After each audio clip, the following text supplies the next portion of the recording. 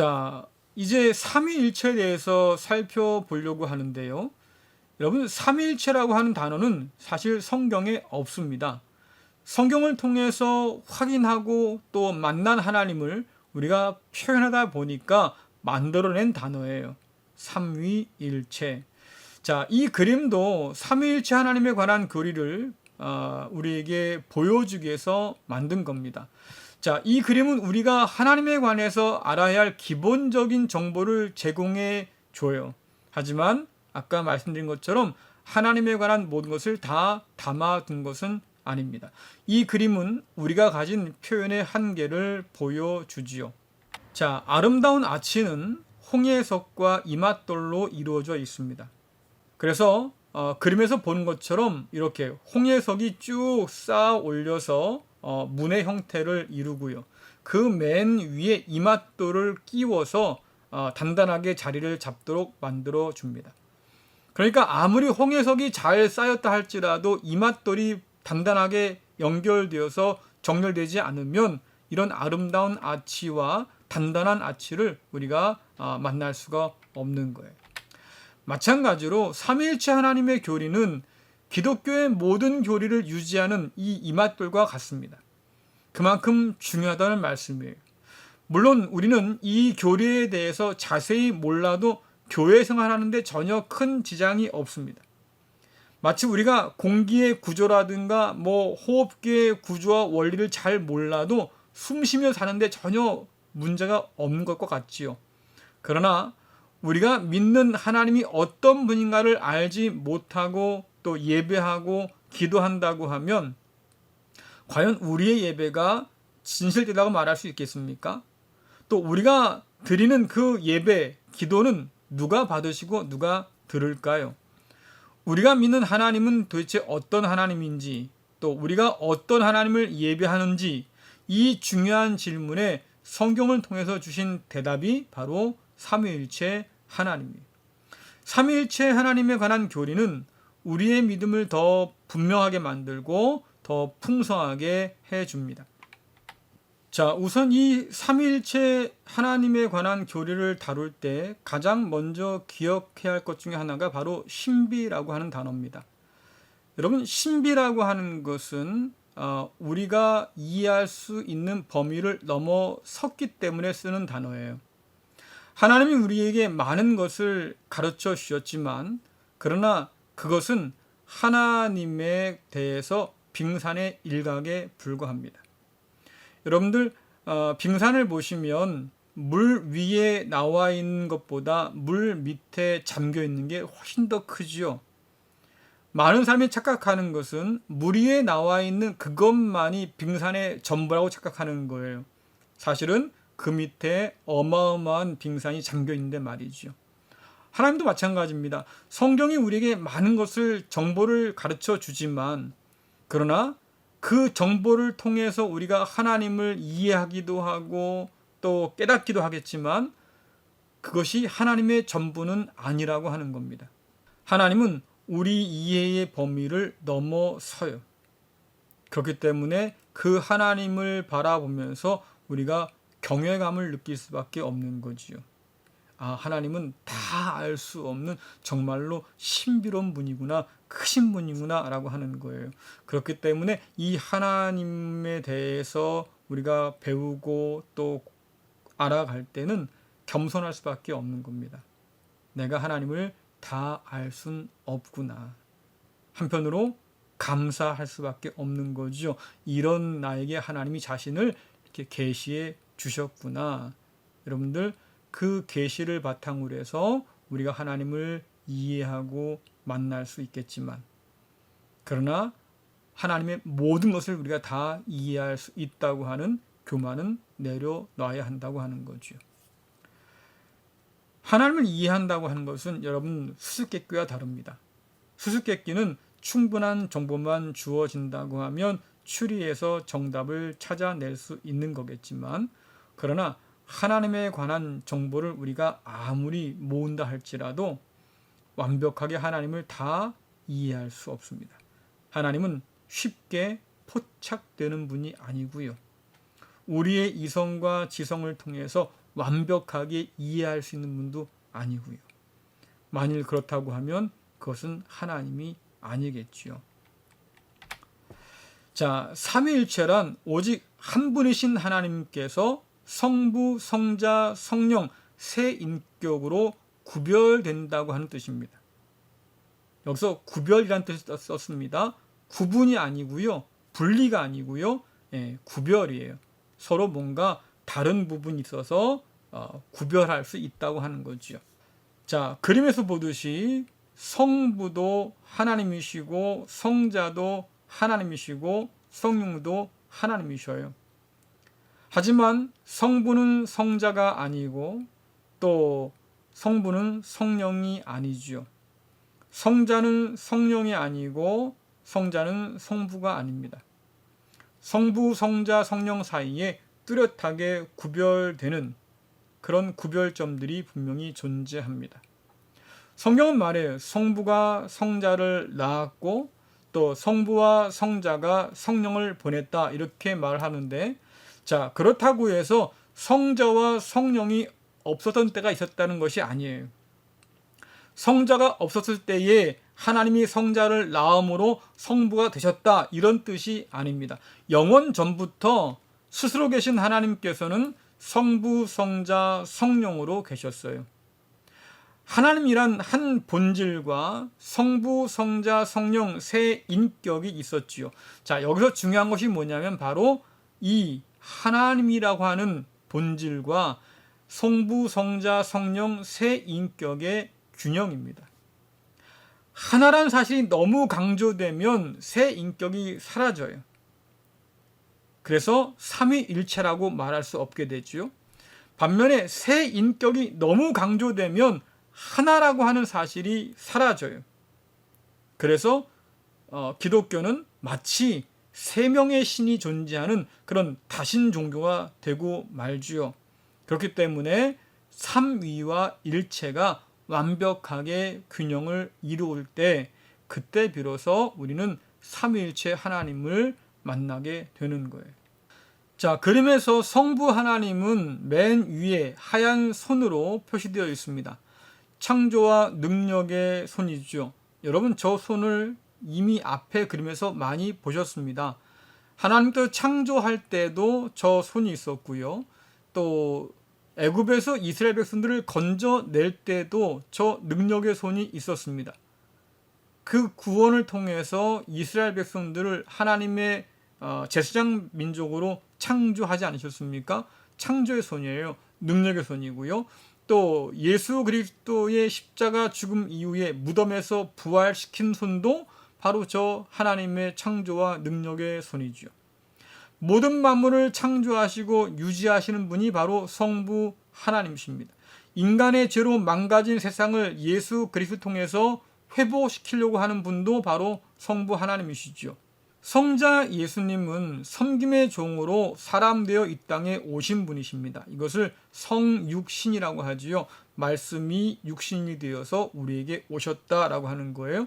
자, 성부 하나님의 보냄을 받아서 이 땅에 오셔서 십자가에 죽기까지 복종하셨습니다. 순종하셨지요. 또 십자가의 죽음을 통해서 우리에게 구속 곧 죄사함의 은혜를 가져다 주셨습니다. 또 성령 하나님은 비둘기로 표시되는데 승천하신 그리스도께서 우리에게 보내주기로 약속하신 분이시고요. 또 그리스도의 사역을 이 땅에서 계속 이어가시는 분이셔서 주께서 우리에게 주신 말씀을 가르치시고 깨닫게 하시는 굉장히 중요한 역할을 하시는 분이 바로 성령이십니다. 그뿐 아니라 새로운 창조사역을 감당하셔서 마침내 온 모든 만물을 하나님 안에서 새롭게 창조하셔서 새하늘과 새 땅을 가져오실 분도 바로 성령이시죠. 자, 이렇게 중세의 그림들을 보면 성부, 성자, 성령의 관계를 이렇게 표현해 놨습니다. 맨 위에 비둘기 보이시죠? 성령 하나님이시고 또 가운데 십자가를 지신 성자 하나님이 계시고 그 뒤에 왕관을 쓰신 성부 하나님이 계십니다. 이렇게 성부, 성자, 성령 삼위일체 하나님께서 우리의 구원 사역에 함께 역사하셨다고 하는 것을 보여주지요. 자, 모든 활동의 시작과 모든 일의 근원과 원천은 성부 하나님께 있습니다. 지혜와 경륜을 따라서 그 모든 일을 이 땅 가운데서 시작하신 분은 바로 성자 하나님이시고요. 그리고 지금 이 땅에서 이 모든 것을 이루어 가시는 분은 바로 성령 하나님이에요. 한 하나님이신 성부, 성자, 성령께서 오늘 우리에게 동일하게 말씀하시고 오늘 우리의 죄를 심판하시고 또 구속하셔서 부활의 영생에 이르도록 우리를 도와주십니다. 그렇기 때문에 구원은 삼위일체 하나님의 역사입니다. 어떤 사람들은 구약은 성부 하나님의 시대고 신약은 성자 예수님의 시대고 그 이후에는 이제 성령 하나님의 시대다, 이렇게 시대를 구분하는 사람도 있어요. 하지만 여러분들, 이것은 성경적인 생각이 아닙니다. 성경의 모든 구원의 역사는 성부, 성자, 성령, 삼위일체 하나님의 공동의 사역이지요. 구약도 그렇고 신약도 그렇고 그 이후에 오늘날도 그렇고 성부, 성자, 성령, 삼위일체 하나님께서 함께 구원의 역사를 이루어 가시고 계십니다. 그렇기 때문에 이 하나님의 구원을 바라보면서 우리가 마땅히 해야 할 것은 밑에 보신 것처럼 하나님에 대해서 합당한 찬양과 영광을 돌리는 거예요. 우리가 삼위일체 하나님의 그 영광을 깨달아 안다고 하면 찬양하지 않을 수 없다고 하는 거죠. 그것이 성경에서 특별히 바울의 그런 편지 가운데서 계속해서 등장하고 있습니다. 성부, 성자, 성령 하나님의 구원의 역사를 생각하고 또 선포할 때마다 바울은 계속해서 하나님을 찬양하고 있습니다. 자, 이 그림은 삼위일체 하나님을 그림이나 조각으로 표현하려고 한 건데요. 여러분 보이시죠? 언어만큼이나 참 부족한 표현력을 우리에게 보여주고 있습니다. 어떻게 보면 굉장히 공포스럽기도 하잖아요. 자, 삼위일체의 신비를 표현하는 것이 얼마나 어려운가를 우리에게 보여줘요. 그래서 많은 오해들이 생겼지요. 그리고 이러한 오해들 때문에 삼위일체 하나님에 관해서 보다 더 분명한 표현들이 생기게 되었습니다. 왜냐하니까 잘못된 생각들과 씨름하면서 진짜 하나님이 어떤 분인가를 정리하게 된 거예요. 그래서 이런 이단 논쟁을 통해서 보다 더 구체적인 하나님에 관한 지혜들이 싹트게 된 거죠. 많은 사람들이 오해하는 게 있습니다. 교회가 이런 오해를 해결하는 과정을 마치 정치적인 힘겨루기라고 생각하는 사람들이 있어요. 그러나 이 논쟁들은 단순하게 교권의 싸움, 정치적 싸움이라고 보면 안 되고요. 삼위일체 하나님에 관한 이 오해는 신앙적으로 굉장히 치명적이기 때문에 반드시 밝혀져야 하는 거였지요.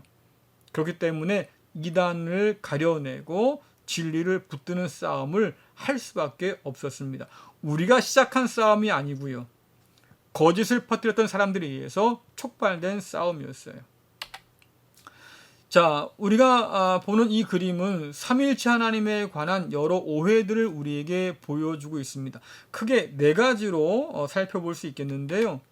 자, 어떤 사람은 성부, 성자, 성령을 마치 이렇게 3등분한 피자나 케이크 한 조각으로 생각하는 사람들이 있습니다. 성부, 성자, 성령께서 각각 3분의 1씩을 차지하고 있는 거예요. 이렇게 조각들이 모이면 한 판이 되는 것처럼 하나님도 이런 줄 알아요.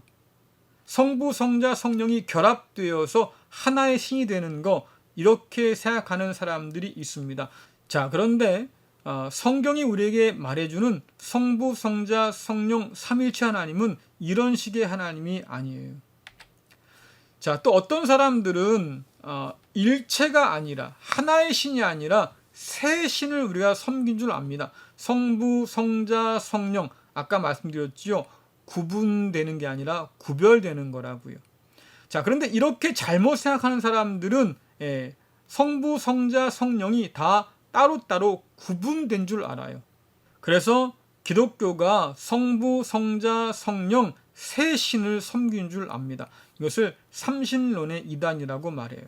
자, 또 어떤 사람은 한 하나님이 각각의 역할을 맡아 하는 줄 압니다. 예를 들자면 이런 거죠. 집에 가면 남편이고 아빠인 사람이 회사 가면 부장이고 또 취미생활 동호회 가면 총무인 것 같이 그렇게 생각하는 사람이 있어요. 이것을 양태론의 이단이라고 말합니다.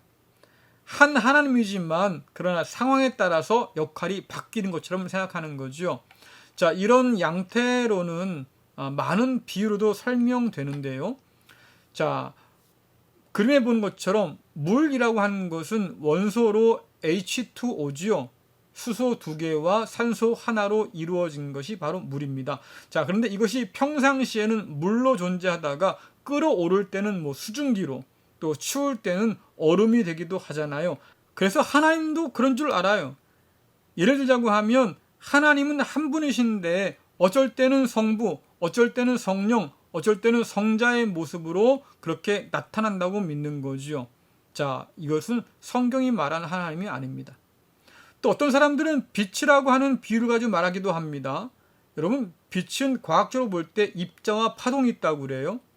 그리고 그 입자와 파동이 열을 낸다고 하지요. 그래서 하나님도 마찬가지다. 어쩔 때는 열이 되고 어쩔 때는 입자가 되기도 하고 어쩔 때는 파동이 되는 것처럼 결국 하나님은 한 분이신데 때에 따라서 역할을 바꿀 뿐이다 라고 말하는 거예요. 여러분들, 이러한 비유는 하나님을 설명하기에 턱없이 부족한 비유들입니다. 상황에 따라서 다른 모습을 가질 뿐이다 라고 보는 것은 여러분, 이건 이단적인 이야기들이지요. 자, 게다가 이런 식의 이해는 성부, 성자, 성령 하나님의 인격적인 사귐과 교제 혹은 친밀한 관계들을 설명해낼 수가 없습니다. 자, 그러나 하나님은 인격적인 분이시죠. 성부, 성자, 성령, 이 세 분이 완전히 친밀하게 하나 되셔서 같은 목적을 위해서 함께 일하십니다. 서로 사랑하고 서로 존중하면서 서로를 위하는 관계 속에서 하나됨을 이루어 가시죠. 이것이 바로 삼위일체의 뜻이에요.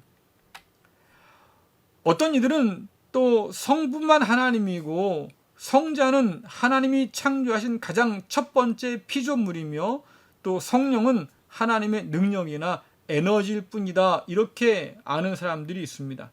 자, 그러나 성자는 천사나 혹은 우리와 같은 피조물이 아니에요. 하나님과 똑같은 본질을 가지신 하나님이시지요. 성령은 능력을 행하긴 하시지만 그러나 능력 자체나 에너지와 같은 그런 비인격적인 존재가 아닙니다. 성령은 성부, 성자와 함께 인격적인 하나님이셔요. 여러분들, 인격적이라고 하는 말은 지, 정, 의를 가진 분이라는 뜻입니다. 그 인격성은 어떻게 드러납니까? 우리와 함께 교제하심으로 드러나요. 하나님은 우리를 아시고 사랑하셔서 자녀 삼으시기를 기뻐하셨습니다.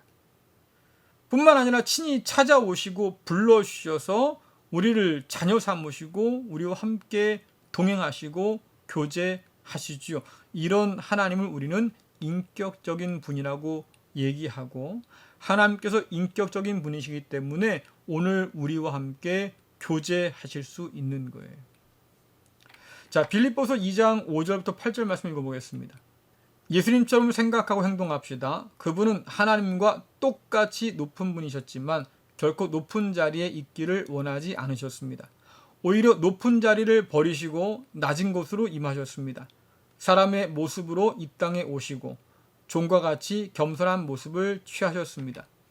이 땅에 계신 동안 스스로 낮은 자가 되시며 하나님께 순종하셨습니다. 예수님은 목숨을 버려 십자가에 달려 돌아가시기까지 하나님의 말씀을 따랐습니다. 아멘. 자, 오늘 바울이 뭐라고 그럽니까?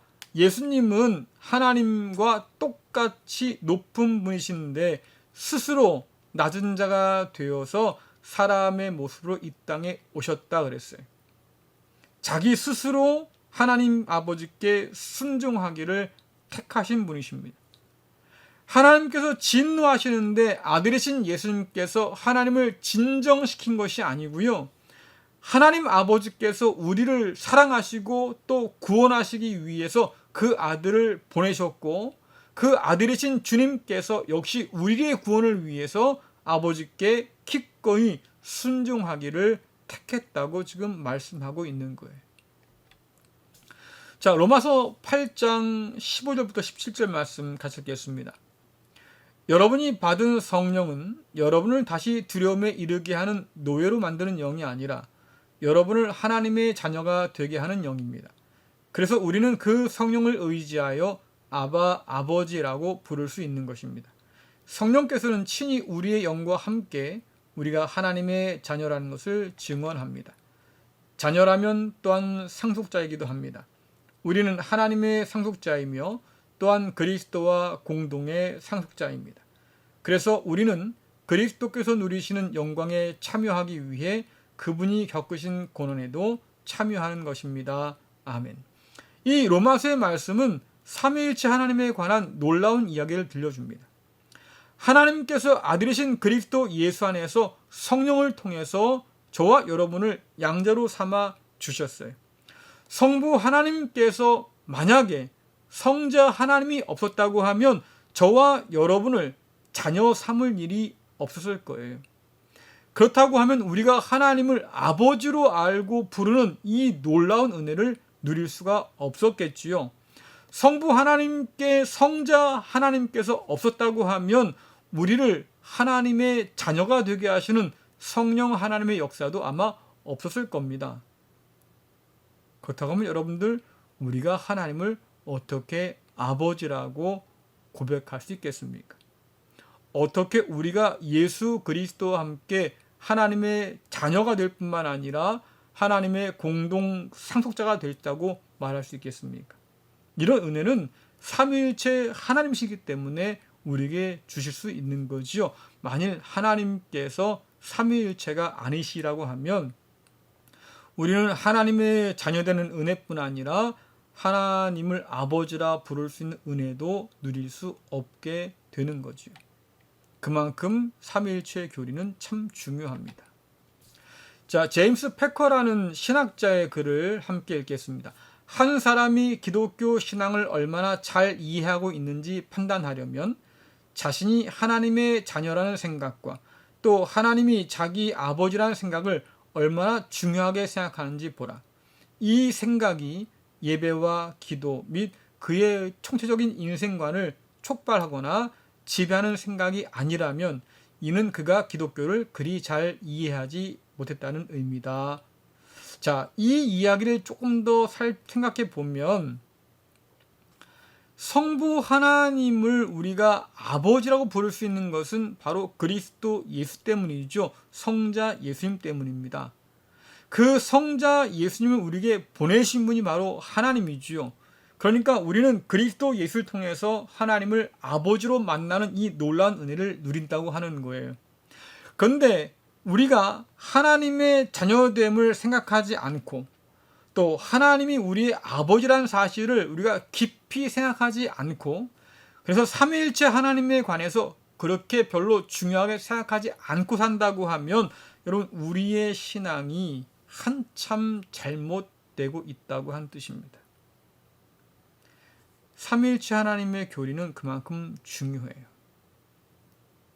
우리는 이 삼위일체 하나님의 은혜로 하나님의 자녀가 되고 하나님을 아버지라 부르는 이 놀라운 권세를 누리게 되는 거죠. 앞으로 우리가 좀 더 살펴보겠지만 여러분들, 삼위일체 하나님, 성부, 성자, 성령께서 한 하나님이라고 하는 이 놀라운 고백을 마음에 잘 간직하길 바랍니다. 완벽하게 이해할 수는 없어요. 아까 말씀드렸지요? 신비라고요. 우리의 부족한 언어로 혹은 그림으로 표현력으로는 이 하나님을 완벽하게 표현할 수도 없고 또 이해할 수도 없습니다. 다만 하나님께서 우리에게 가르쳐 주시고 보여주신 대로 믿고 따라갈 뿐이지요. 중요한 것은 우리가 하나님을 완전하게 이해할 수 있냐가 아닙니다. 하나님께서 보여주신 만큼 보고 또 나머지는 하나님을 믿기에 맡기면서 오늘을 살아가고 순종하는 것, 그러한 자세가 우리에겐 필요하지요. 앞으로 하나님에 관해서 좀 더 알아볼 텐데요. 성부, 성자, 성령, 그 하나님으로 인해서 오늘 우리가 하나님을 아버지라고 부르고 그분의 자녀로 살아간다고 하는 이 놀라운 은혜를 깨달아 알기를 간절히 바라겠습니다. 마치겠습니다. 기도하겠습니다. 은혜로우신 하나님 아버지, 참 감사합니다.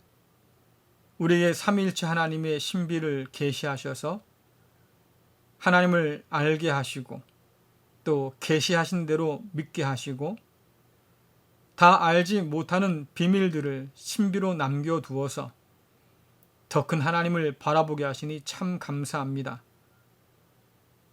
성부, 성자, 성령 삼위일체 하나님이시기에 그 은혜 안에서 우리가 하나님을 아버지로 부르게 되고 그리스도 예수와 함께 상속자가 되게 하여 주셨습니다. 이 놀라운 은혜를 잊지 않도록 인도하시고 마음 깊이 새기도록 인도하여 주셔서 삼위일체 하나님을 우리가 바르게 믿는 것이 얼마나 중요한 일인지 다시 한번 깨닫도록 인도하여 주옵소서. 하나님, 세상엔 온갖 거짓들이 난무하고 있습니다. 하나님에 관한 거짓된 소문들과 소식들이 여전히 우리를 위협하고 있습니다. 이 거짓으로부터 우리를 건져 주옵소서. 진리를 바로 알게 하시고 무엇보다도 하나님을 성부, 성자, 성령 삼위일체 하나님으로 믿고 깨닫도록 인도하여 주셔서 그 어떤 거짓에도 흔들리지 아니하고 오직 하나님을 바르게 믿고 바르게 예배하고 또 우리 아버지 되신 하나님께 간구할 줄 아는 믿음의 자녀 되도록 인도하여 주옵소서. 예수님의 이름으로 기도드리옵나이다. 아멘. 네, 오늘도 우리의 좋은 아버지가 되시는 성부 하나님, 또 우리를 하나님께로 인도하시는 성자 예수님, 그리고 오늘 이 어려운 때에 그래도 하나님을 바라보며 살도록 도우시는 성령 하나님과 함께 동행하는 우리 모두 되기를 간절히 바랍니다. 마치겠습니다.